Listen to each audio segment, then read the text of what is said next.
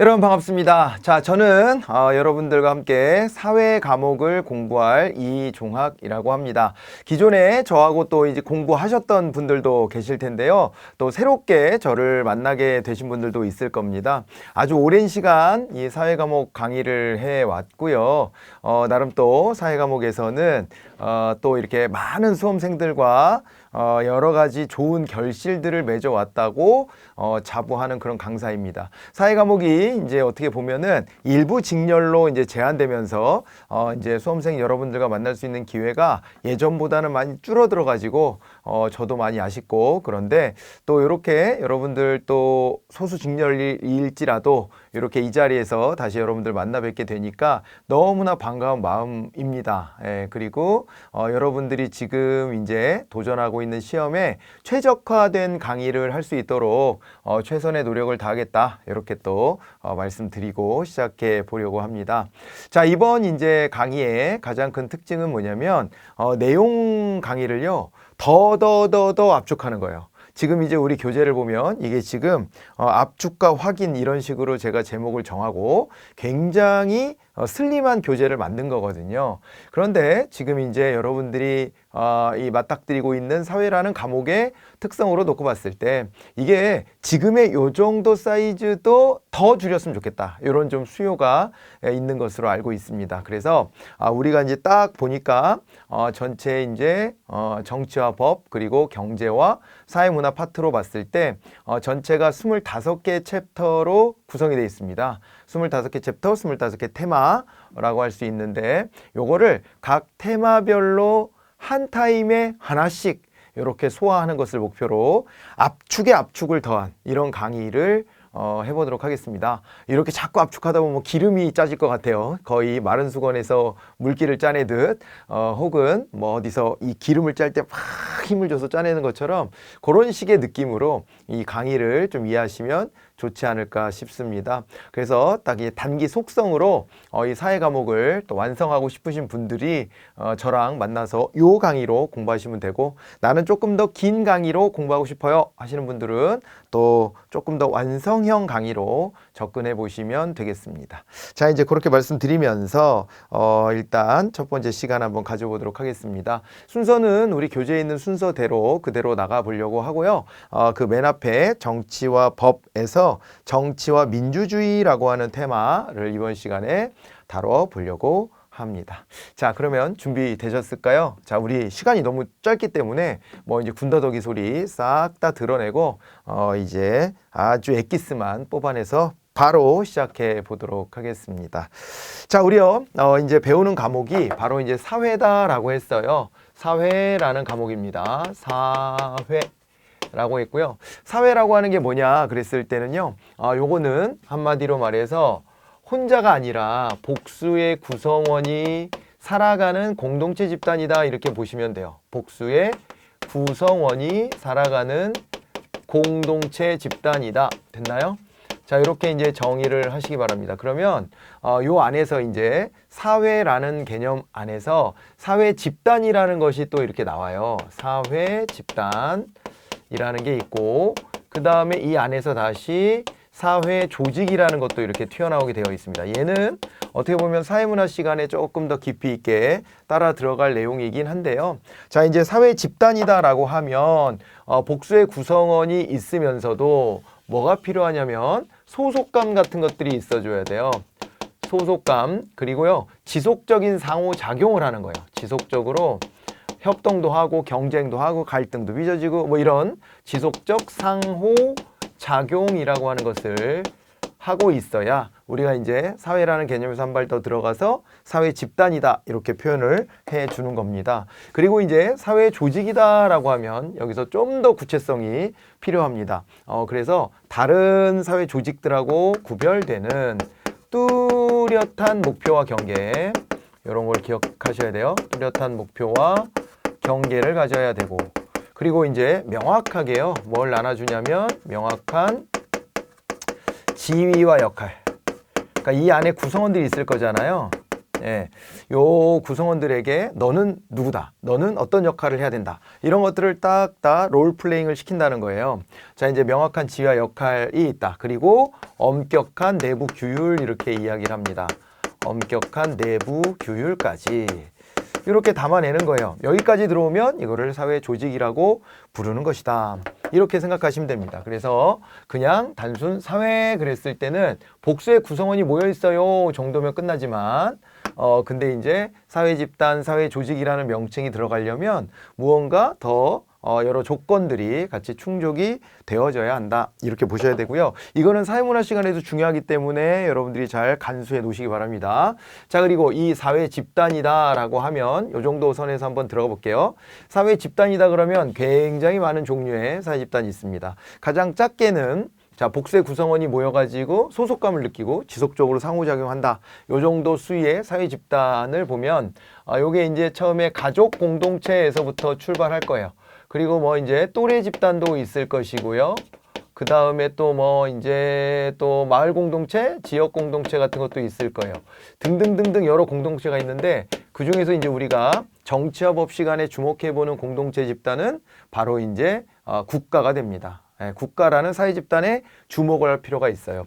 이 국가라는 사회 집단은요, 어떤 점에서 굉장히 중요한 의미를 갖냐면 국가라고 하는 것은 말입니다. 여기는 뭐 때문에 사람들이 이렇게 모여서 공동체를 구성하고 소속감도 느끼고 지속적으로 상호작용하고 있느냐. 여기는요, 다른 것보다도 정치라고 하는 걸 하기 위해서 모인 거예요. 그래서 여기는 정치 공동체라는 말로 압축적으로 기억을 하시면 되겠습니다. 이 정치라고 하는 것은요, 어떤 의견들을 모아서 하나의 결정을 내리는 과정이라고 할 수 있기 때문에 정치라는 것 자체가 그렇기 때문에 가족이든 또래든 지역이든 이 공동체 집단이 형성이 되면 그 안에는 정치라는 게 필수 불가결하게 있을 수밖에 없어요. 어디든 다 정치 과정은 있는 거예요. 근데 우리가 흔히 좁은 의미로 정치다라고 말하면 가족 내에서 막 아버지랑 어머니랑 막 부부싸움 하는 걸 정치라고 이렇게 말하지 않잖아요. 넓게 보면 그것도 일종의 정치거든요. 의견의 불일치가 있을 때 그 의견을 모아내는 과정 중 일부라고 볼 수가 있는 겁니다. 그런데 이제 우리가 이제 좁은 의미로 정치다 그랬을 때는 국가가 행하고 있는 의견 수렴의 절차, 얘를 우리가 정치라고 부르고 있는 거란 말이에요. 그렇잖아요. 그래서 여기가 뭐 어느 사회 집단이든 어디서나 다 정치가 있다 그러면 이거를 이제 집단 현상설이라고 부르는데요. 자, 정치에 대해서 한번 놓고 보면 자, 정치에 대한 관점입니다. 정치가 어디서나 다 존재라고 하면 그것을 집단 현상설이라고 불러요. 어느 사회 집단에서든지 간에 정치는 존재, 이렇게 보는 건데 그런데 말이죠. 얘를 갖다가요 이렇게 좁혀놓고 접근해 볼 수가 있어요. 이거를 이제 국가 현상설이라고 부르는데 좁은 의미로 보는 거죠. 이 정치라고 하는 것은 이 특별히 또 국가라고 하는 정치 공동체 집단 안에서 의견을 수렴하고 뭔가의 결정을 이루어내는 과정이다 라고 하는 것으로 이제 모여진 게 바로 국가현상설이라는 관점, 견해가 되겠습니다. 아셨을까요? 자, 이게 이제 사회 안에서 또 사회 집단 안에서 국가가 갖는 유상이고 그 다음에 정치라는 용어가 이런 식으로 도출되는 것이다 라고 생각하시면 돼요. 한 발 좀 더 들어가 보겠습니다. 여러분들 있잖아요. 국가가 정치 공동체라 그랬고 국가 안에서 이루어지는 의사 결정의 과정을 우리가 특히 좁은 의미로 정치라고 하자, 이렇게 이제 말씀을 드렸는데 이 개념을요 국가로부터 파생해서 좀 보겠습니다. 국가는 정치 공동체의 성격을 갖는 사회 집단이라 그랬고 이 안에 보면은요 정부가 있어요. 정부라는 말도 많이 들으시잖아요. 그럼 정부는 뭐냐? 정부라고 하는 것은 말이에요, 국가의 목적이 있을 거잖아요. 국가를 만들었으면 우리는 어느 방향으로 합시다 라고 하는 그 목적성을 띠게 됩니다. 근데 이 국가의 목적이 있을 때 이 국가의 목적을 달성하기 위한 목적 달성을 위한 조직체를 하나 만들어 놔야 돼요. 그래서 이걸 통치기구라는 표현을 쓰는데 자, 이런 식으로 국가의 목적 달성을 위한 통치기구로서 국가 내부에 정부라고 하는 이 조직체를 만들어 놓는 거예요. 여기까지 들어가면 이제 사회 조직의 성격이 또 싹 스며드는 겁니다. 사회 조직이라고까지 말할 수 있는 게 정부예요. 자, 그리고 정부가요, 나름의 활동 방향을 정하게 되는데 그걸 일컬어 우리가 이제 정책이다라는 말을 써요. 정책이다 그러면 정부가 앞으로 이런 방향으로 우리가 일 처리할 거예요 라고 정하는 활동 방향이다 이렇게 보시면 되고요. 그리고 자, 이 활동 방향 안에서 뭐가 있냐면요, 이 정책을요 그냥 우리끼리 구두로 합의하고 그냥 지나쳐버리면 나중에 가서 우리가 언제 그런 합의했지?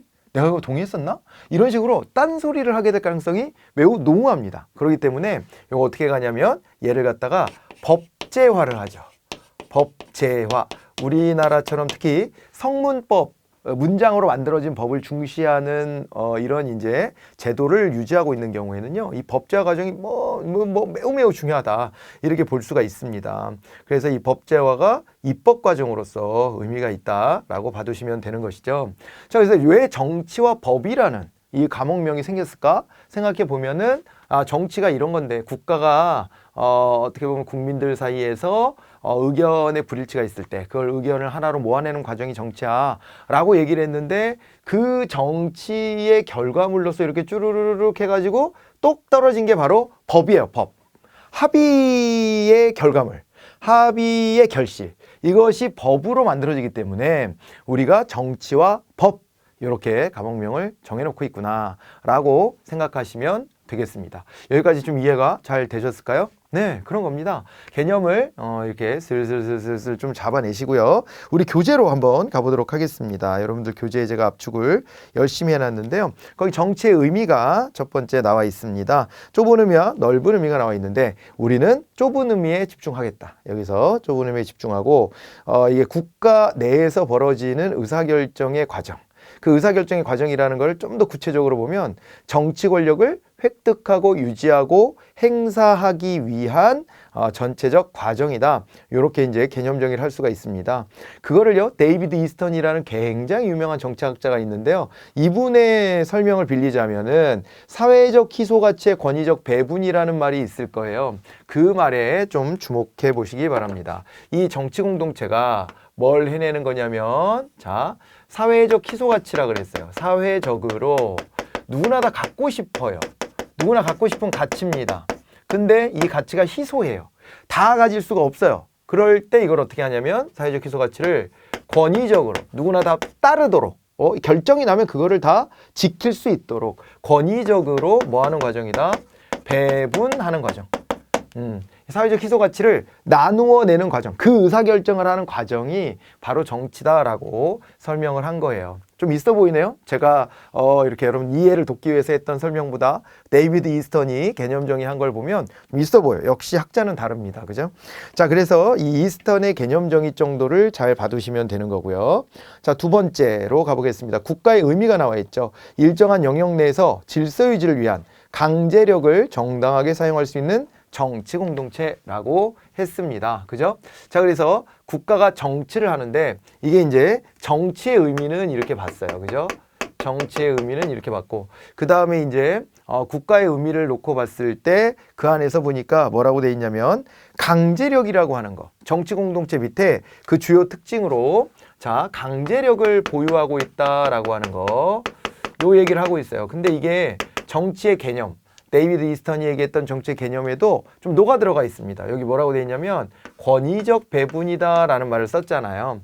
그렇기 때문에 내가 어떤 이 정치 과정을 통해서 도출된 결과를 일방적으로 거절할 수 있냐. 내가 이 국가의 구성원의 한 사람이에요. 근데 국가의 어떤 정치 작용을 통해서 의사결정이 이루어졌어요. 그랬을 때 그거를 난 싫은데? 내가 왜? 얼마 줄 건데? 뭐 이러면서 버틸 수 있느냐? 안 된다는 거죠. 왜냐하면 강제력이라는 것이 전제되기 때문이에요.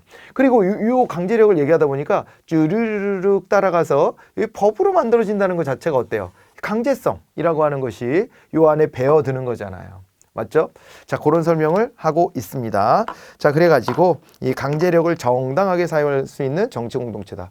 이 국가를 보니까 실제 그래요. 국가는요, 우리가 합의해 놓은 것을 어기는 사람이 있을 때 군대, 혹은 뭐 경찰, 뭐 아니면 뭐 수사기관, 뭐 이런 데들을 동원해 가지고요, 강제력을 막 행사해요. 심지어 행정 집행을 하고 있는 이 정부 조직에서도 거기서도 뭘 하냐면 과태료 처분 같은 것도 내리고요. 뭐 허가, 인가 이런 걸 가지고서 강제력을 막 이렇게 그죠? 예, 우리에게 스며들게 만듭니다. 그런 식으로 국가는 정당한 이 강제력을 가지고 있습니다. 그런데 개인과 개인 사이에 갈등이 빚어졌어요. 쟤랑 나랑 생각이 달라. 그럴 때 내가 저 놈을 화가 나니까 한 대 꿀밤을 확 꿀밤 한 대 먹였어요. 그렇게 하면은 어떻게 되죠? 꿀밤을 한 대 먹였어. 그러면은 이거는 정당한 강제력이 됩니까? 안 됩니다. 요즘에는요, 집안에서도 아버지가 가부장제적으로 어떤 의사결정을 하면 가족 구성원들도 안 받아들여요. 옛날 같으면 아버지가 그래도 가장으로서 한마디 하면은 그래도 거기 수긍하는 그런 문화가 있었는데, 지금은 아닌 것 같은데요. 이렇게 민주적으로, 가족도 민주적으로 좀 바뀌었죠. 그런 식으로 되고, 그거를 가지고 억지로 찍어 누른다? 이렇게 했을 때는 정당성을 인정받기 어렵습니다. 그런데 국가는요, 물리적인 힘을 동원해서라도 이런 정치적 결과물들을 지켜내기 위해서 이제 어떤 작용을 할 수 있다는 그러한 권한을 보유하고 있다는 점이 다른 사회 집단하고는 좀 차이가 있다, 이렇게 이제 볼 수가 있습니다. 자, 그리고 이제 더 나가서 보면 국가의 구성 요소라고 하는 게 나와 있어요. 자, 국가 공동체가 가지고 있는 국가의 구성 요소입니다. 구성 요소. 이게 뭐 명실상부하게 국가다라고 하려면, 지금 전 세계 200개가 넘는 국가가 있잖아요. 국가다라고 하려면 세 가지가 있어줘야 돼요. 첫 번째는 뭐가 있어야 되냐면요, 영토가 있어야 돼요. 물리적으로 딛고 서 있을 수 있는 땅덩어리가 있어야 되는데, 이거를 조금 확장해 보면은요, 이게요, 영토, 그리고 영해, 영공 이런 식으로 얘기를 하죠. 사실은 영토뿐만 아니라 영해, 그리고 그 위에 바다 위에 까지를 다 포괄해서 하늘, 땅과 바다 위의 하늘, 영공 이렇게 얘기를 합니다. 이런 걸 가지고 영토 내지는 국토라는 개념을 써요. 영토 내지는 국토, 이런 개념을 쓰는데, 지리학에서는 국토라는 말을 많이 쓰고 정치학에서는 영토라는 개념으로 접근을 많이 합니다. 두 번째는 뭐가 있냐면요, 영토만 있으면 안 되고 여기에 주체자들이 있어야 돼요. 이 주체자들을 우리가 뭐라고 부르냐면 국민이다, 이렇게 부르는 거죠. 예, 국가의 구성원이죠. 구성원. 구성원인 국민이 존재해야 됩니다. 자, 국민이다 그러면 이 국가 구성원인데, 국가의 구성원. 근데 이 국가의 구성원은 뭐냐면은요, 여기에서 이제 국민으로서 이게 국적을 가지고 있어야 되는 거예요. 국적을 보유하고 있다, 이렇게 봐두셔야 됩니다. 국적을 인정받고 있고요. 세 번째다 그랬을 때에는 뭐가 있냐면은요, 영토, 국민, 그 다음에 주권이 있습니다. 주권. 주권은요, 뭐라고 보시면 되냐면 의사결정을 할 수 있는 권한이에요. 의사결정의 권한이다, 이렇게 봐두시면 됩니다. 이것이 세 가지의 이제 국가의 구성 요소다라고 보시고요. 그 밑에 보면 주요 특성으로서 강제성 역시나 나와 있습니다. 영속성, 뭐 다른 사회 집단보다 좀 오래 갑니다. 그리고 이 카바리지가 굉장히 넓어요. 그래서 이제 다루고 있는 영역이 포괄적이고, 그러면서 구속성이 있다. 내가 한 국가의 구성원으로 태어났으면 그러면 내가 국적을 바꾸는 게 물론 아예 불가능한 건 아니지만 좀 어렵죠. 자, 그래서 이제 구속성이 있다, 그런 얘기를 합니다. 자, 그리고 국가의 형성 이론이 있어요. 자, 여기서 국가의 형성 이론. 그러면 여기서 이제 중요하게 보셔야 되는 건 어떤 거냐면요, 딴 건 다 필요 없고요. 우리 이제 예를 보자고요. 사회계약설이라고 하는 거를 봐야 돼요. 사회계약설 매우 중요합니다. 사회계약설. 이거는 이제 서구의 근대 사회에 형성된 민주주의의 뿌리를 우리가 또 떠올려 봐야 되는데요. 그 우리가 이제 국가 형성 이론 그랬을 때 정치 체제가 사실은 두 가지거든요. 정치 체제는요, 권위주의 독재와 그 다음에 또 하나가 민주주의예요. 근데 이 민주주의의 역사를 우리가 중요하게 봐야 되겠죠. 권위주의는 그 권력이 누군가에게 집중되어 있는 것이고, 민주주의는 권력을 국민들한테 쫙 나눠놓고 있는 거잖아요. 그 정도는 우리가 뭐 초등학교 때부터 다 알고 있는 바와 같습니다. 그래서 여기다가 좀 얹어드리자면, 주권에 대해 가지고 놓고 봤을 때 이게 과거에 보면 군주주권설, 군주주권설이라고 하는 게 있었고요. 군주주권론. 하고 그 다음에 국민주권론이 이게 맞서는 건데요. 의사결정 권한이 왕에게 몰려 있느냐 아니면 국민에게 몰려 있느냐, 이거 국민에게 분산돼 있느냐, 이거는 이제 나누는 겁니다. 군주주권론이다 그랬을 때는 이건 이제 권위주의가 되는 거죠. 권위주의, 다른 말로는 독재다 이렇게 부를 수 있는 것이고, 그 다음에 이제 국민주권론이다 그랬을 때는 이거는 민주주의 시스템이 되는 것이죠. 민주주의 체제다 라고 보시면 됩니다. 권위주의와 민주주의 이렇게 갈라서 보실 수 있어요. 우리가 중요시 여기는 건 이 민주주의인데요. 민주주의의 토대가 되는 국가 형성 이론이 바로 사회계약설입니다. 이게 언제로 돌아가냐면은 이제 유럽의 근대, 그죠? 근대 역사에서 보면은 이 사회계약설, 유럽 근대 민주주의의 뿌리가 됐다. 이렇게 봐두시면 되겠습니다. 자, 그래서 여기 사회계약설을 보면 이래요. 인간은요, 여긴 종교적으로 보면 막 그 인간은 창조됐다라고 있잖아요.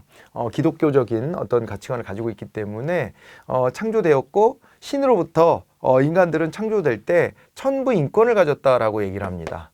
천부인권이라는 게 있대요.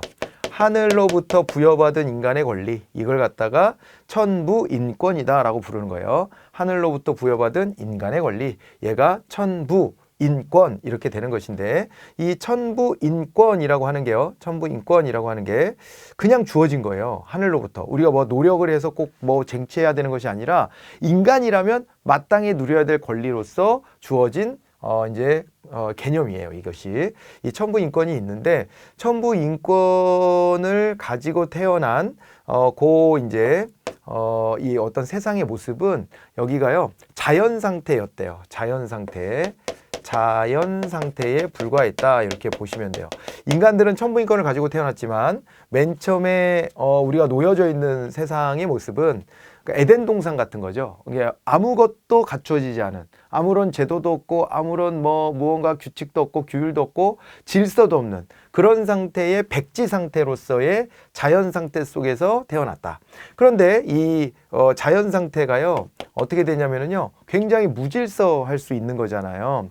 여기서는 자연 상태는 이제 혼란 같은 것들이 있을 수밖에 없고, 그 혼란 속에서 뭘 체결하게 되냐면 여기에서 이제 천부인권의 일부를 덜어가지고요 사회계약을 체결한다 이렇게 보시면 되는 거예요. 사회계약을 체결하게 되었다. 사회계약이 성립하게 되었다 이렇게 보시면 됩니다.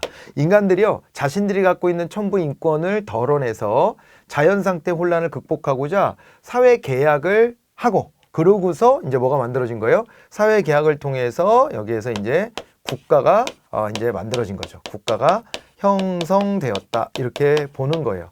그러다 보니까 국가 권력의 근원은 어디로부터 왔느냐, 이것이 하늘로부터 부여받은 인간의 권리로부터 온 겁니다. 자연상태 무질서를 극복하기 위해서 우리가 부여받은 권리 일부를 덜어내 가지고 국가에게 부여를 해준 거예요.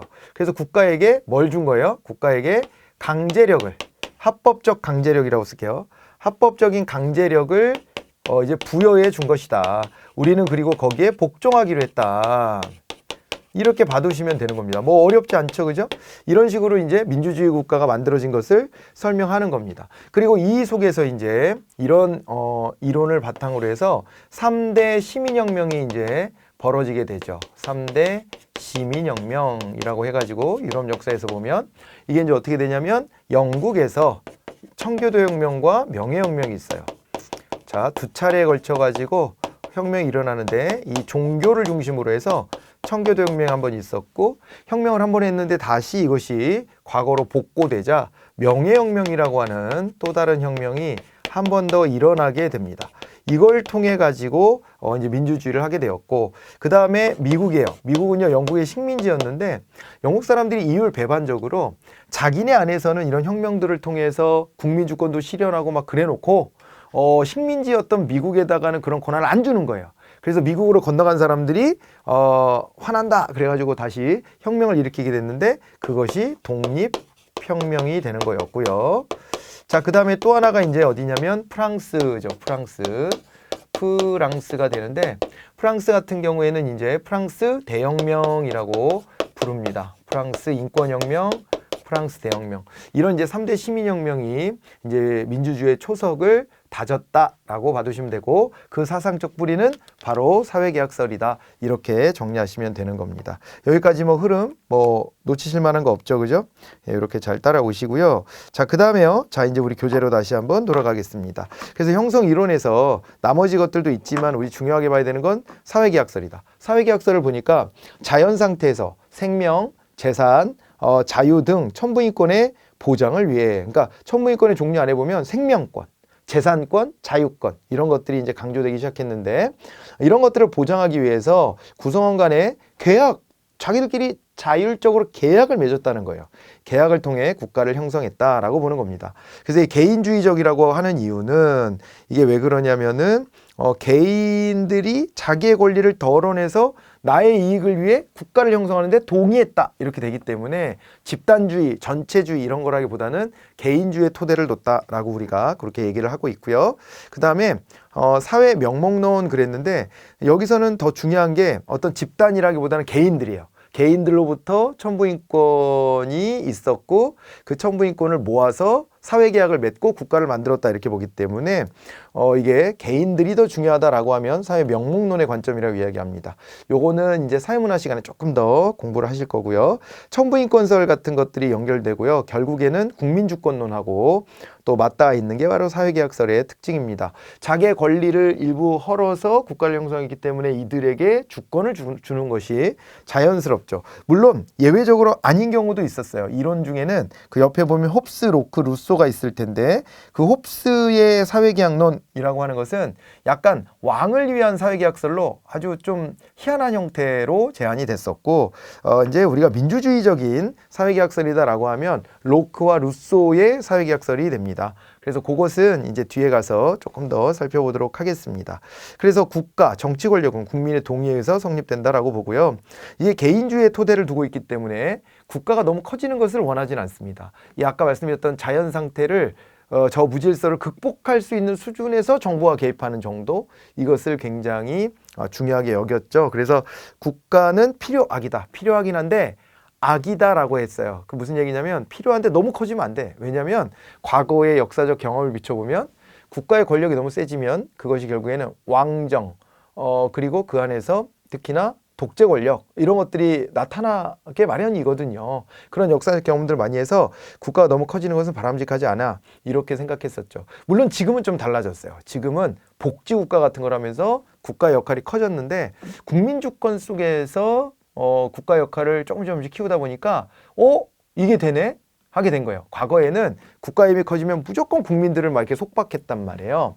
왕 같은 절대 권력자가 나타나서 국민들을 못 살게 굴었었는데, 그래서 그게 이제 무서우니까 야, 국가는 있긴 있어야 되더라. 국방도 해야 되지, 어떤 뭐 도둑놈도 잡아줘야 되지, 국가가 없으면 안 되는데 국가가 너무 커지는 건 반대야, 이렇게 처음엔 시작했었어요, 근대사회엔. 근데 이게 현대로 넘어오면서는 조금씩 적응하면서 국민주권이라는 걸 토대에 깔고 국가 역할을 확장해 온 거죠. 그게 지금의 복지국가 개념이 됩니다. 그러니까 처음에는 국가는 필요악이다, 이렇게 이야기를 했었다라고 정리해 두시기 바랍니다.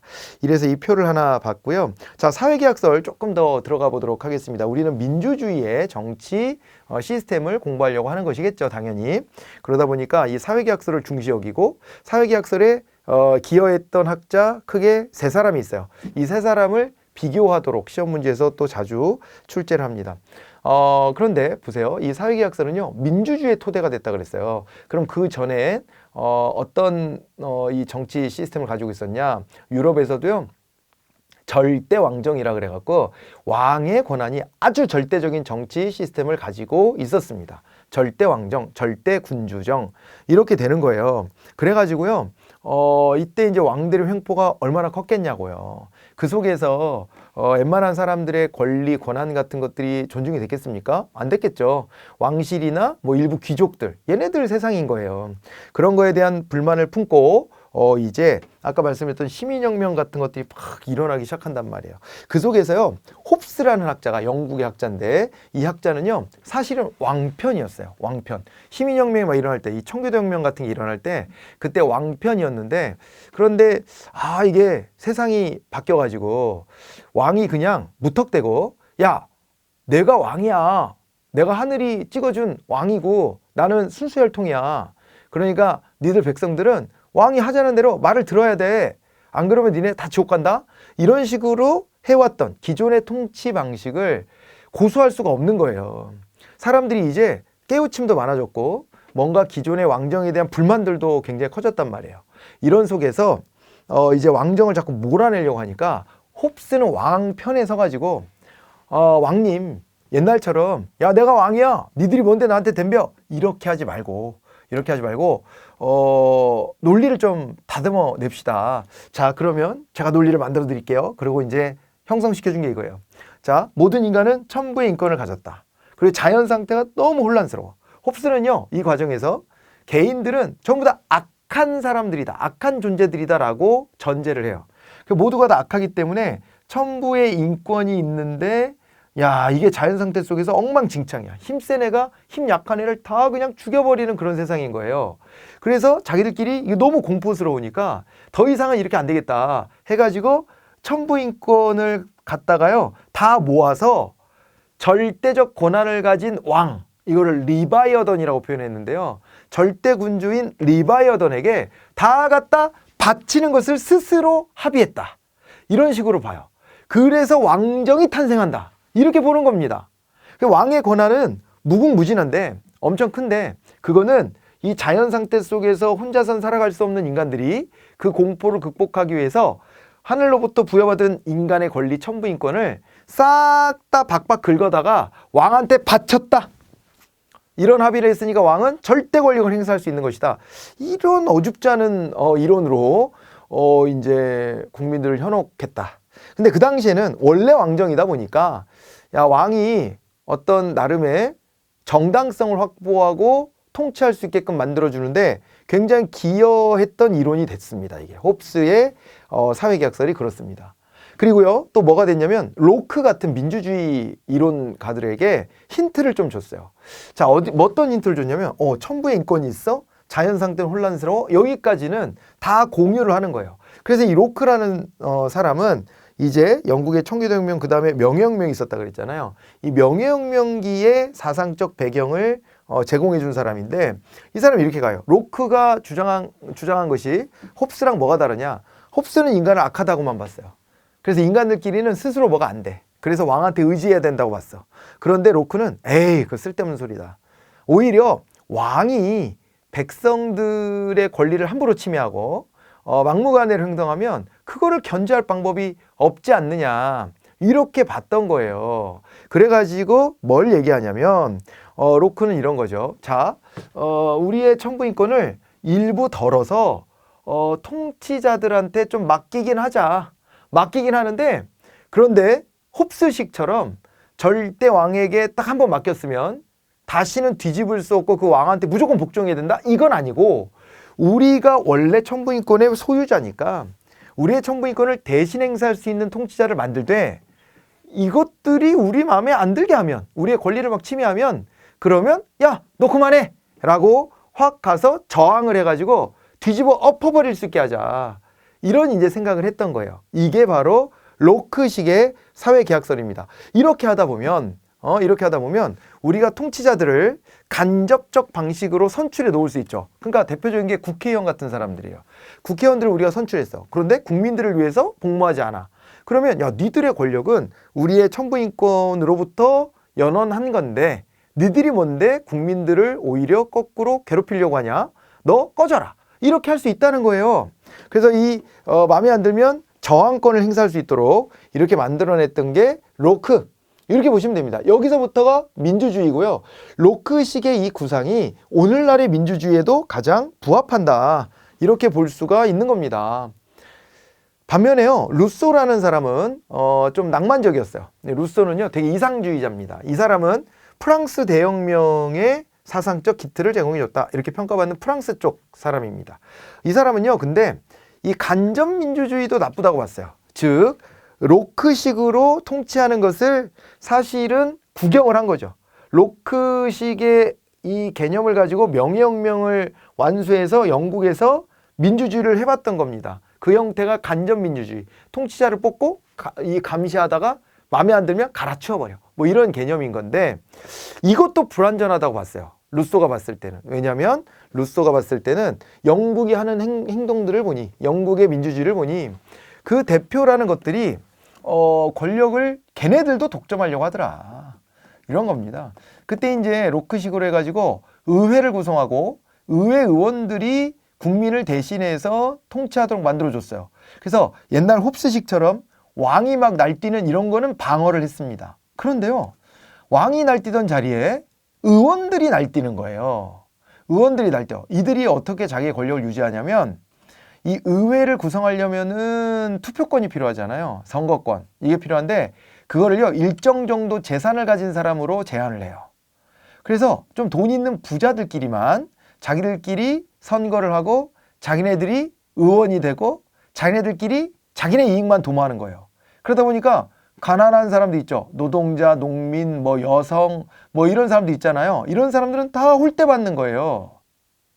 이거를 보고 루소는 야, 로크식의 민주주의도 잘못된 것 같아. 야, 우리가 원래 청구인권을 가지고 있으면은 누구한테 맡기려고 하지 말고 그냥 우리끼리 직접적으로 민주주의 하면 안 될까? 이런 생각을 하게 된 거죠. 굉장히 낭만적이에요. 그런데 우리는 영토도 너무 크고 인간이 너무 많아서 사실 국가 안에서 직접적으로 모든 걸 다 국민들이 다 같이 모여서 결정한다는 게 말은 안 되거든요. 그래서 루소는 나중에 급기야 뭐라 그러냐면 하나의 공동체가 의사결정할 수 있는 단위로 쪼개져서 국가가 좀 작게 바뀌어야 된다 이런 얘기까지도 해요.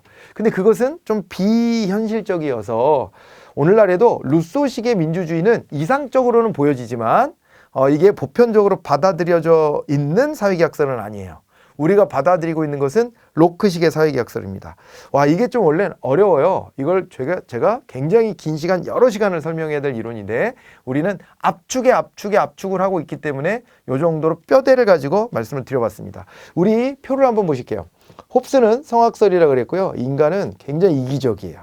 그래서 이기적인 인간들끼리 자연 상태 속에 놓이면 만인에 대한 투쟁 상태가 됩니다.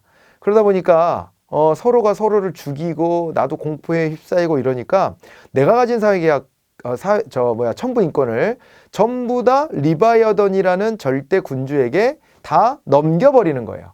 다 넘겼기 때문에 저항도 못해요. 리바이어던이 나쁜 놈이었어. 그래도 할 수 없어. 그대로 그냥 가는 거예요. 이런 식의 구조를 만들어 놨던 겁니다.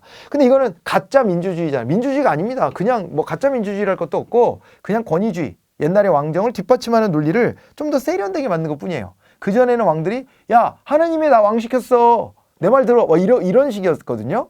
예, 그게 군주주권론 같은 건데 이거를 갖다가 좀 더 세련되게 만든 게 사회계약서를 빌려서 왕을 뒷받침하는 이 홉스식의 사회계약서였다는 거예요.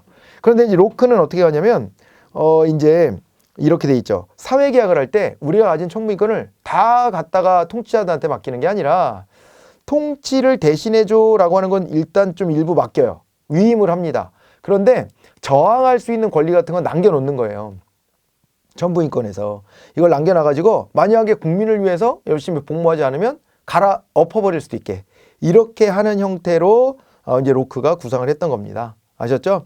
그래서 의회를 설치하고 의회의 의원들이 사실상 이런 이제 어떻게 보면 정치의 중심에 선다라고 하는 구조를 만들어냈던 것이죠.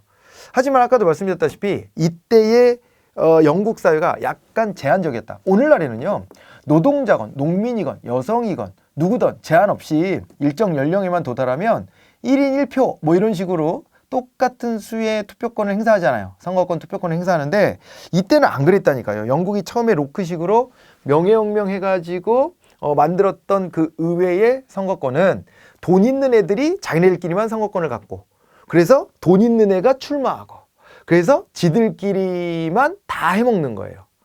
그러니까 왕이 자기만을 위해서 통치했던 것이 이 부자들한테로 넘어간 것 뿐이에요. 그래서 이게 좀 한계가 있다라고 보고 루소가 이제 그 다음에 했던 게 바로 직접 민주주의입니다.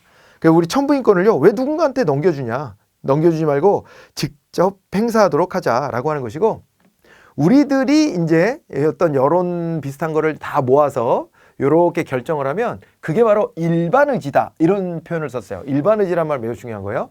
누구의 의지? 우리 모두의 의지. 이걸 일반 의지라고 표현합니다. 일반 의지는요, 인간은 선하기 때문에 항상 합리적이다. 이게 루소의 생각이에요. 인간을 바라보는 관점 자체가 다 달랐거든요. 홉스, 로크, 루소가. 그래서 홉스는 인간은 악하게 태어났다고 봤던 반면에 로크는 인간은 태어날 때는 뭐가 없이 태어나고 태어난 다음에 선할 수도 악할 수도 있다. 이렇게 봤다면 루소는 인간은 그냥 원래 선해. 이렇게 봤던 거예요. 인간을 믿고 일반 의지에 입각해서 통치를 하면 그러면 항상 올바른 결정을 할 거야. 이런 믿음을 가지고 있었다. 라고 봐두시면 됩니다. 자, 요 내용을 가지고 여러분들이 사회계약서를 잘 좀 이제 이해해 보시면 되겠습니다. 자, 되었죠? 자, 그 다음에 4번으로 가보겠습니다. 우리 국가의 기능이라고 하는 표를 제가 또 만들어 놨습니다. 국가의 기능이 이런 식으로요. 처음에 이제 근대 민주주의 왔을 때는 아까 로크식으로 돈 있는 애들이 다 해먹는 이런 형태가 됐고요. 그때 돈 있는 애들은 국가가 어떤 큰 역할을 하는 거 별로 싫어했어요. 왜냐면 옛날에 부자들이 자기네 사업을 막 할 때 왕이 세금 더 내라 맨날 이런 걸로 쪼고 그 다음에 또 뭘 하려고 그러면 막 맨날 제한하고 이래가지고 화가 많이 났거든요. 그래가지고 왕정을 몰아내고 자기들이 의회를 장악하면서 자기네들 세상을 만든 다음에는 국가 역할을 최소화하려고 노력을 했습니다. 국가는 나라를 지켜주는 것만 하면 돼. 그 다음에 경제활동에는 아무런 제약을 가하지 마라. 이렇게 했던 거죠. 우리도 봐보세요. 재벌기업 같은 데는 정부가 어떤 규제를 만들고 통제하는 걸 별로 좋아하지 않습니다. 그냥 내버려두면 우리들이 알아서 할게 이런 식의 입장이란 말이에요. 근데 그러다 보면 경제력이 큰 집단은 계속 돈을 더 벌고 경제력이 약한 애들은 점점점 밀려나게 되거든요. 그렇게 되기 때문에 이게 소극적 국가관이 나중에는 적극적 국가관으로 서서히 바뀌어서 현대사회로 오게 되면 정부의 역할이 힘없는 사람들을 위한 것으로 바뀌어요. 그래서 투표권, 선거권도 점점점 넓어집니다. 점점점 넓어져서 이재용 씨도 선거하러 갔을 때 한 표 행사할 때 저 같은 사람도 가서 한 표 행사하고 누구나 다 똑같이 한 표씩 행사하는 세상이 만들어졌어요. 그렇게 됐고 그 다음에 그러다 보니까 이 민초들의 어떤 요구들도 국가가 받아 안게 됐고 또 마침 경제 위기 같은 것도 오게 되면서 그러면서 복지국가가 자리를 잡게 되는 거죠. 이 복지국가는요, 정부가 나서가지고 돈이 많은 사람들한테 돈을 좀 걷어다가 너무 가난해진 사람들을 구제해주는 이런 시스템이에요. 그래서 소득의 재분배를 하게 되는 거거든요. 소득의 재분배를 하는 것이고 그러다 보니까 어떻게 되냐면요, 이 국가 역할이 매우 커지게 되는 겁니다. 사회보장제도도 많이 만들어야 되고 세금도 많이 걷어야 되고 이렇게 바뀌는 거예요. 점점. 그거를 갖다가 우리가 이제 적극적 국가관이다 라고 말하는 겁니다.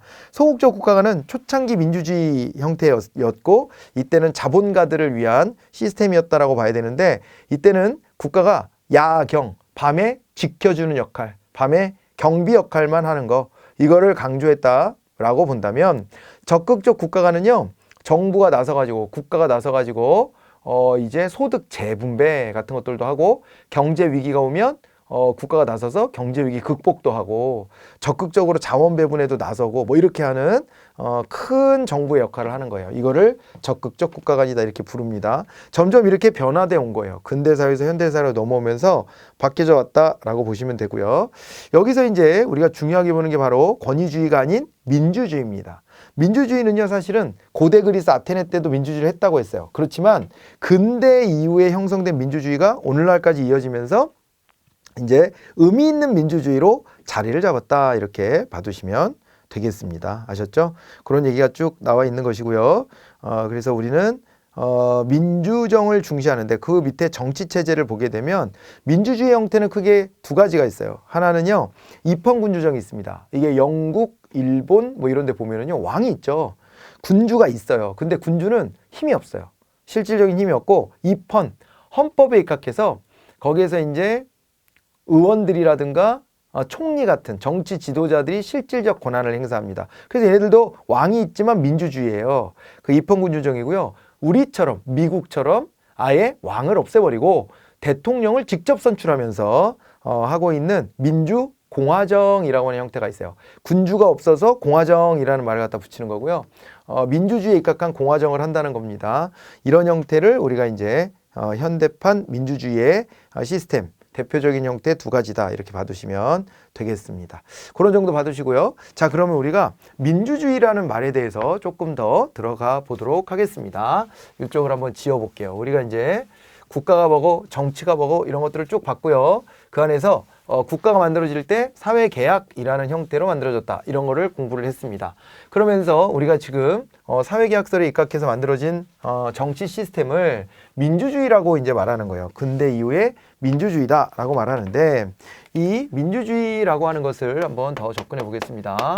우리가 이제 정치체제다라고 하면 여기에 이제 뭐가 있냐면 이렇게 표현할 수가 있는 거예요. 왕정과 공화정이 있다 이렇게 볼 수 있는데 왕정과 공화정 이 중에서 왕정이 두 가지로 나눠진다. 이게 절대군주정, 절대왕정이 있고 그 다음에 입헌군주정이 있다 이렇게 얘기했죠. 군주는 있는데 어떻게 돼요? 입헌, 헌법에 입각해서 통치하는 민주주의 체제가 된 거예요. 왕은 형식적으로만 존재합니다. 그런데 아예 왕을 없애버린 공화정들도 있어요. 근데 공화정에서도 민주공화정 얘를 중요하게 봐야 되는 거예요. 민주공화정 요게 있고요. 그 다음에 또 하나는요 전제적 공화정. 이건 북한처럼요 공화정이라는 탈은 쓰고 있지만 사실상 왕정하고 비슷하잖아요. 그렇게 되기 때문에 여기에 절대왕정이라든가 여기 전제적 공화정이다 라고 하면 이거는 이제 뭐가 되냐면 이거는 권위주의가 되는 거예요. 얘는 권위주의 독재체제가 된다 라고 봐야 되는 것이고요. 그 다음에 입헌군주정, 민주공화정 얘네들이 뭐가 되냐면요. 이게 그야말로 민주주의 체제가 되는 거예요. 민주주의가 되고요. 여기 이제 입헌군주정이다 라고 하면 이게 의원내각제 형태의 정부 형태로 이어집니다. 의원내각제. 자, 그리고 민주공화정 그러면요. 주로 대통령제 랑 연결돼요. 이 의원내각제다 대통령제다 이거는요 정부의 형태를 말하는 거예요. 여기 앞에 입헌군주정 민주공화정은 정치체제 국가의 정치체제를 말하는 거라면 그로 말미암아 만들어진 정부의 형태는 어떠냐라고 물어봤을 때 각각 의원내각제와 대통령제 형태로 연결이 된다라고 도식화를 해 두셔도 좋겠습니다. 이런 식으로 이제 민주주의가 오는 건데 민주주의는 뭐냐면은요 국민 주권을 바탕으로 해가지고 국민의 뜻을 반영해서 의사결정을 하는 통치 형태라고 보시면 됩니다. 이것을 우리가 민주주의 시스템이라고 이야기를 해요. 자, 그러면서 이제 이 안에서 민주주의에 이제 뭐가 나오냐면요. 우리 다섯 번째로 가보시면 기본 이념이라는 게 있을 거예요. 민주주의의 기본 이념은 뭐냐? 왜 민주주의를 하는 거냐라고 하는 것에 대한 질문입니다. 왜 민주주의를 하려고 하냐? 이것은요, 인간의 존엄성을 실현하기 위한 거예요. 인간은 존엄하다. 인간은 그냥 인간이란 이유만으로 존엄한 것으로 우리가 약속, 합의, 뭐 이런 것들을 해낸 겁니다. 우리가 그렇게 믿는 거예요. 인간은 누구는 높은 사람이고 누구는 낮은 사람이고 누구는 더 가치가 있고 누구는 가치가 없고 이렇게 나누는 것이 아니라 그냥 인간은 인간이란 이유만으로 존중받아줘야 될 대상이다 라고 보는 겁니다. 그래서 그러므로 인간은요 뭘 추구할 수 있는 권리가 있다라고 우리 헌법에서 보냐면 행복을 추구할 수 있는 권리가 있다고 봐요. 누구나 다 행복하게 살아갈 권리를 누린다라고 보는 겁니다. 이것을 행복추구권이라고 부르고요. 그 다음에 이 민주주의의 기본 이념으로서 자유와 평등 같은 것들을 우리가 또 붙여서 이야기를 하고 있습니다. 인간이 존엄하게 대우받으려면 행복하게 살아갈 수 있으려면 내 의지를 딴 사람에 의해서 일방적으로 꺾여서는 안 돼요. 그걸 자유라고 하고요. 그 다음에 또 내가 남들보다 못한 존재로 여겨져서는 안 되죠. 그래서 그것이 평등이라고 보시면 되겠습니다. 자, 그래서 자유와 평등 이런 개념으로까지 연결되면 되는데 이 자유의 종류에 또 봤더니 말이에요. 뭐가 있냐면 소극적 자유가 있고요. 적극적 자유가 있대요. 소극적 자유와 적극적 자유. 야, 이게 뭐 여기에 딸려있는 이론들도 많다 보니까 굉장히 어려운 얘기들이 사실은 원래 많이 나와요. 소극적 자유다 그러면 이걸 이렇게 보세요. 국가로부터의 자유다 이렇게 표현을 합니다. 국가로부터의 자유. 말 그대로 이건 뭐가 되냐면요. 자유권이 돼요. 자유권. 그러니까 예전에는 왕정 시대에는 어떻게 됐냐면 그냥 있잖아요. 찍어 누르는 거예요. 함부로 막 찍어 누르는 겁니다. 그러니까 왕이 자기 마음에 안 들면 다 찍어 누르는 거죠. 뭘 왕말 안 들으면. 그래서 내 의지대로 내 맘대로 살아갈 수가 없어요. 그래서 야 국가로부터 내가 간섭 안 받고 내 맘대로 했으면 좋겠어. 이게 자유의 개념이었어요. 그러면서 시민혁명을 통해 갖고 이걸 일궈냅니다. 그 다음에는 이제 한 발 더 들어가요. 그래가지고 적극적 자유 개념이 나오는데 여기에는 국가애의 자유가 또 나옵니다. 나도 국가에 내 의사를 표현할 수 있는 그런 자유가 필요해 라고 해서 국가애의 자유라는 개념이 나오는데 이게 이제 바로 참정권 개념이 돼요. 참정권을 확보하기 위한 노력들을 많이 해가지고요. 시민운동들을 해서 참정권도 확보하게 됐고요. 그 다음 단계로는 뭐가 있냐면 국가의 의한 자유라고 하는 것도 나와요. 이거는 국가가 나서서 국민들을 자유롭게 만들어주는 거야. 근데 이게 경제적인 최소한의 보장 같은 것들을 해주는 거예요. 그래서 얘를 갖다가 사회권이라고 얘기를 합니다. 여러분들이 초등학교 때부터 국민의 5대 기본권 그러면은 자유권, 참정권, 사회권, 평등권, 청구권 이런 것들을 공부했을 텐데 그 중에서 자유권, 참정권, 사회권 이런 게 자유의 범주로 이렇게 들어갈 수 있는 거예요. 아셨죠? 자, 그리고 평등의 개념도 크게 보면 두 가지로 나누어집니다. 하나는 평등이 뭐였냐면요. 절대적 평등이었어요. 절대적 형식적 평등. 절대적 형식적 평등이 있었고요. 두 번째로는 뭐가 있냐면요. 이게 상대적이고 실질적이고 비례적인 평등이 있어요. 이렇게 나눠지는데 절대적 형식적 평등이다라고 하면 이게 이제 뭐가 되냐면요. 이거는요. 모두 다 똑같이라는 표현을 써요. 모두 다 똑같이 취급해야 된다. 예전에는 신분제도 같은 것도 있고 성별에 따른 차별도 있고 막 그래갖고 다 사람들을 다르게 취급했잖아요. 근데 그러지 말라는 게 절대적 형식적 평등이고요. 더 넘어가서 상대적 실질적 평등이다. 이렇게 가면 우리가 인간으로서 동등하게 대우받아야 될 건 대우받고 즉 같은 것은 같게 대우받고요. 또 노력을 또 똑같이 했으면 노력의 대가도 똑같이 받고 근데 또 다른 것이 있으면 다른 것은 다르게 취급받아야 된다. 이런 거예요. 오히려 차이를 두는 것이 인간의 존엄함을 지킬 수 있다면 다른 것은 다르게 취급받아야 된다. 노력의 차이가 있으면 노력 더한 사람한테 대우해준다. 이런 것 정도도 인정해 주는 거고요. 사회 경제적 약자들을 좀 끌어올려주기 위한 그 일부러의 차별 대우도 좀 인정해 주는 거고요. 이런 식으로 좀 더 고도화가 됩니다. 그래서 이게 순서대로 이렇게 해서 소극적 자유 같은 게 자유권이 유럽 역사에서 보면 18세기에 이게 완성이 되고요. 18세기 센츄리, 18세기, 여기는 19세기, 여기는 20세기. 20세기면은 이제 1900년대가 되는 거예요.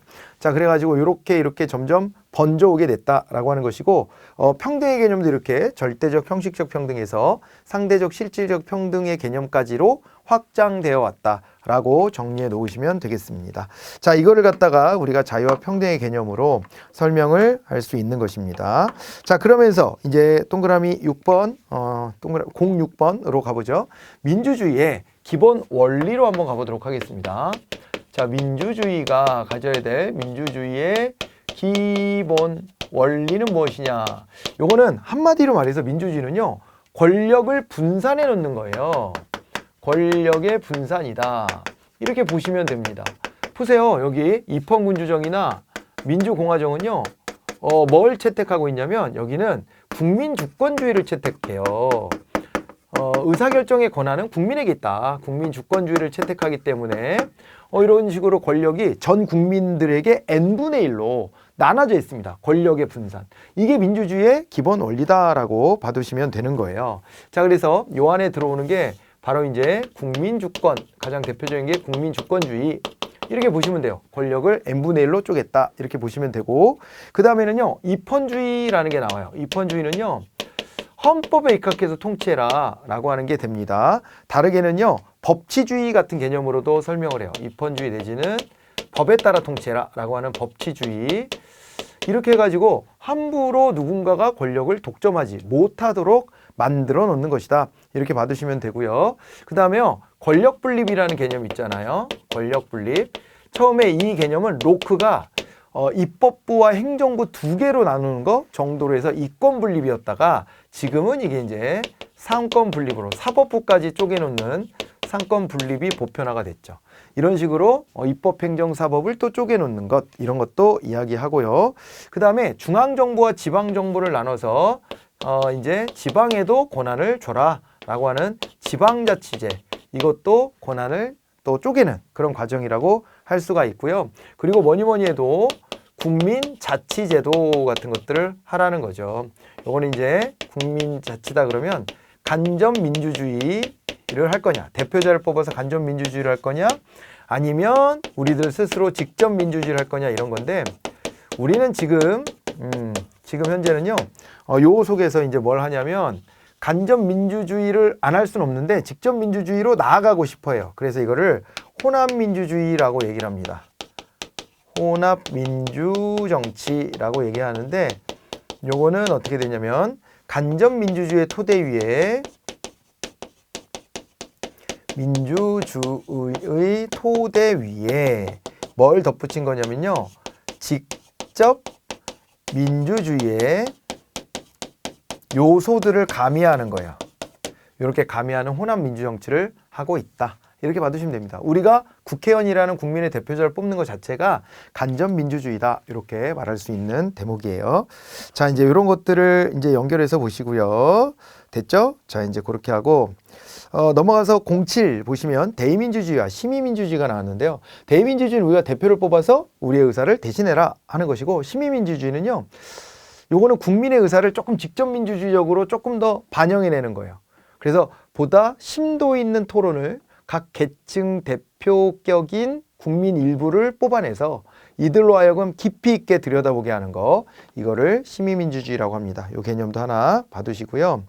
자, 그리고 행정국가화 현상이라는 게 나왔는데, 이거는 이제 서양의 시민사회 전개하고 좀 맞물려 있어요. 아까도 말씀드렸지만 초기에는 이제 국가 역할을 최소화하는 데 초점을 맞췄잖아요. 그때는요, 입법부가 중심이 돼가지고 행정부의 힘을 쫙 빼놨었어요. 옛날에 절대왕정 때 그 만행들이 있었으니까.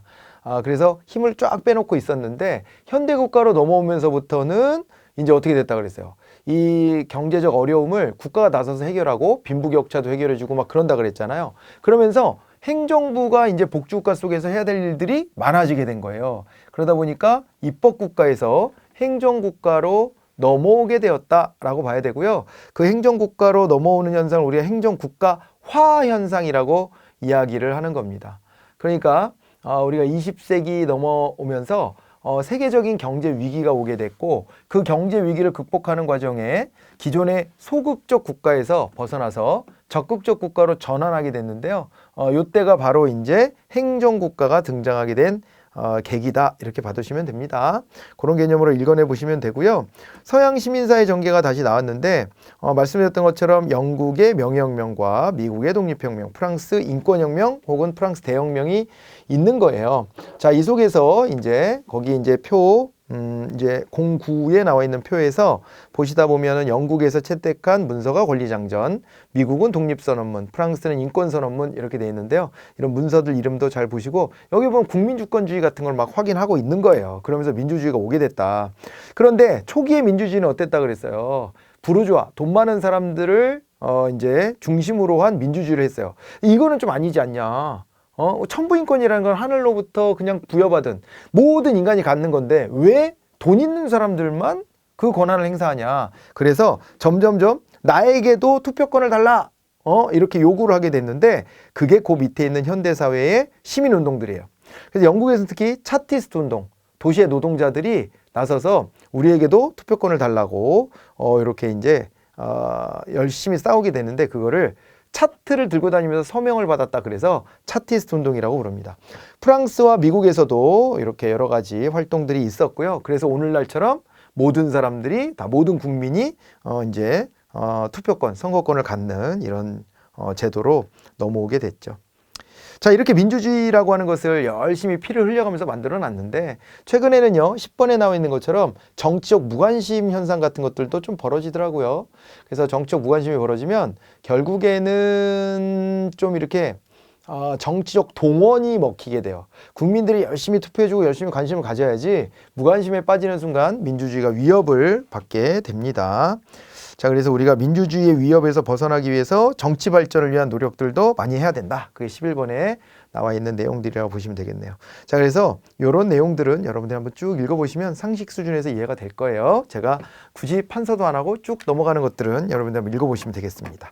와, 이렇게 해서 굉장히 큰 단원인데 우리가 1시간 안에 완성하겠다라는 목표를 일단은 달성한 것 같습니다. 자, 이렇게 해서 국가가 뭐고 민주주의가 무엇인지 이 개념을 이번 시간에 쭉 살펴봤습니다. 고생들 하셨고요. 복습 열심히 하시고 깔려있는 문제도 한번 잘 확인해 보시기 바랍니다.